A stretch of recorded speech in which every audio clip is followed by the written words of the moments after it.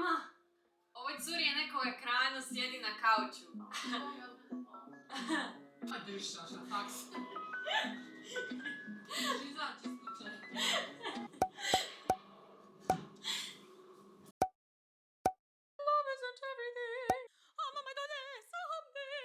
Lighting goals. Let's go. Let's go, let's go, let's go. The outfit. Novi džep, krivi džep. Ne idem, ok, mission, abort mission. Where is my super suit? Dobre, imam sve.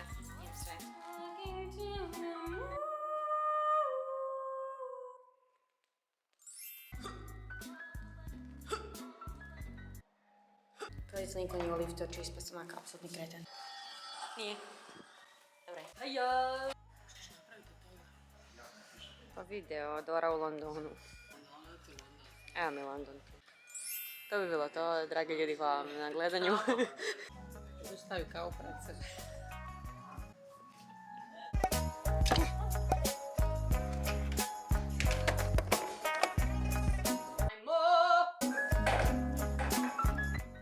Dakle, što se događa je...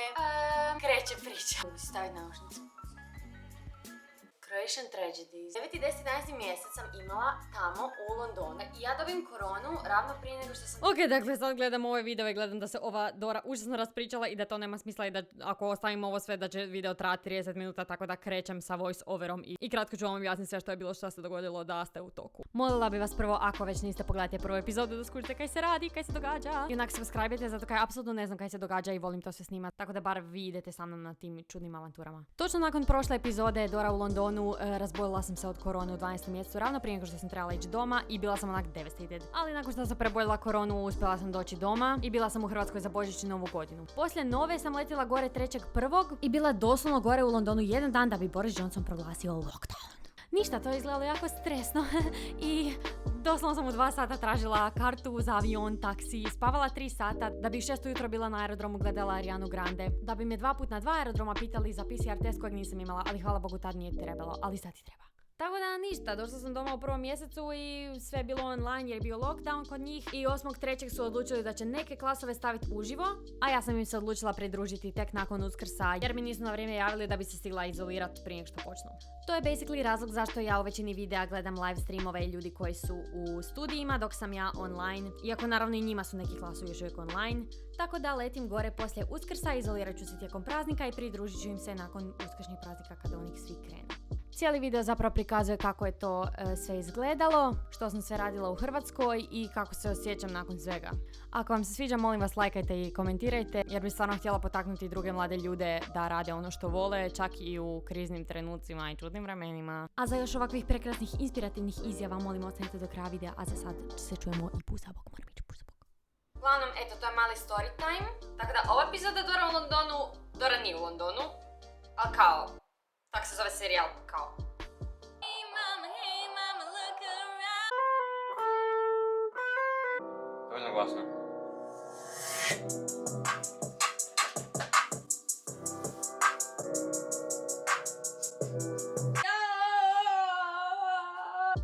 Dobrodošli u jedno produktivno jutro online u Hrvatskoj, a zapravo u Londonu, a zapravo ne u Londonu. Nice.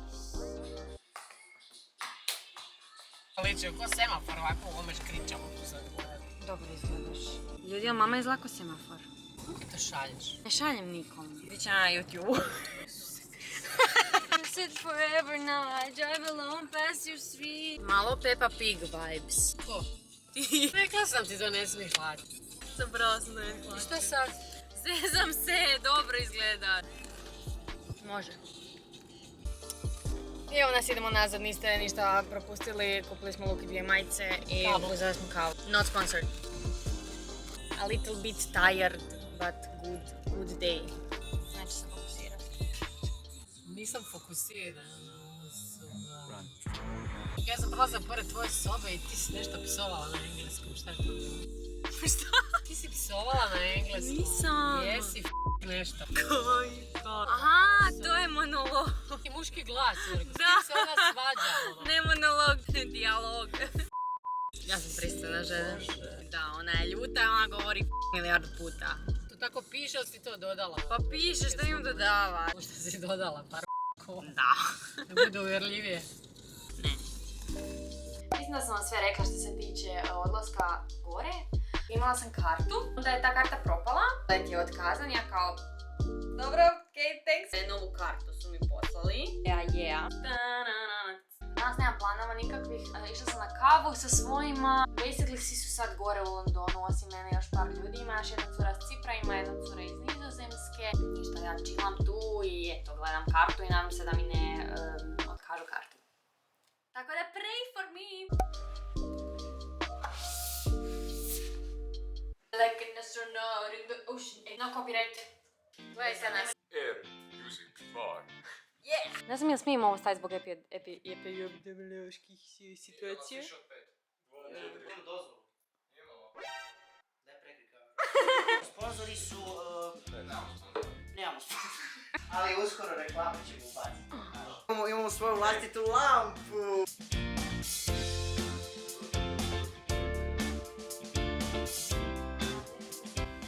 Idem na Hills Class. Dvorana, studio, ljudi. Čekam. Snijeg pada. Freaking snijeg. Ne smijem mi pas na objektiv. Vola sam bus. Bokić, ljudeki moji. Lijepo mi tu sunce sija. Pa mi tu fora ovako snimit. Malo nekog i govora da bude u ovom videu. Pa majčicu ti poljubiv, opet se ovo događa. Dobro je svjetlo, ali Dora draga. Ne možeš ti pričati bilo šta ljudima dok se izačuju auti. Zato što se onda ništa ti ne čuješ. Tako da sad ja naravno iz budućnosti trebam spašavati situaciju. Jer zašto ne? Ok, probat ću napraviti onak lip sync tako da se ne skuži, ali znate kaj se događa.